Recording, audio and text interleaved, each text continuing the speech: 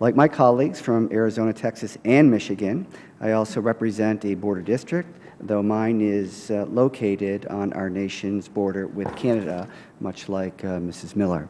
The 26th Congressional District of New York consists of portions of Erie and Niagara counties, including the cities of Buffalo and Niagara Falls, and sits adjacent to America's maritime border with Canada along the Niagara River and the eastern shores of Lake Erie. Buffalo is home to the Peace Bridge, the busiest passenger crossing on the northern border, and a crucial link between the economies of western New York and southern Ontario and our two great nations. Niagara Falls is home to two more international crossings, the Rainbow Bridge and the Whirlpool Bridge, which are also critical to travel and tourism in the region. Cross-border travel and the efficient flow of goods and people across the border are vital to the communities I am privileged to represent.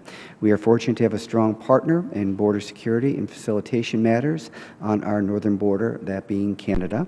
Like most Americans, I have a keen interest in ensuring that all of our nation's borders are secure, including, of course, the southern border. But I will focus my comments today on our northern border, since our border with Canada is often somewhat foreign to these discussions. The nature of the threat on the northern border, primarily terrorists and their instruments entering the United States across the vast open spaces of our 5,000-mile shared border with Canada, is certainly very different from the southern border, where the volume of undocumented crossers from Mexico dwarfs the number that enter from Canada each year. Still, there are far fewer federal resources dedicated to securing the northern border, which could be a cause for concern. Only a fraction of the total number of Border Patrol agents, air assets, cameras are deployed on the northern border, meaning situational awareness on the northern border is not what it should be.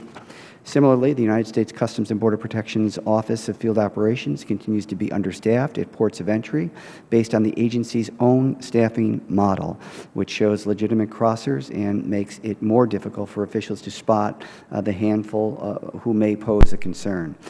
The fact that our shared border with Canada includes the Great Lakes and other waterways regularly enjoyed by thousands of legitimate boaters only adds to the challenge of achieving situational awareness in the region. I hope to hear from our Customs and Border Protection witnesses today about how we can improve situational awareness along our northern border, perhaps in conjunction with our Canadian partners. With respect to measuring border security, many of the metrics used on the southern border, such as the number of individuals apprehended or pounds of drugs seized, are just as appropriate for the northern border. I hope to hear from our Government Accountability Office witness today about what their work indicates about the state of border security, and especially what metrics might be most appropriate for the northern border. Finally, I look forward to hearing from the entire panel today about how the Department of Homeland Security, with support from Congress, can continue to better secure all of our nation's borders. I thank the witnesses for being here, and I yield back the balance of my time.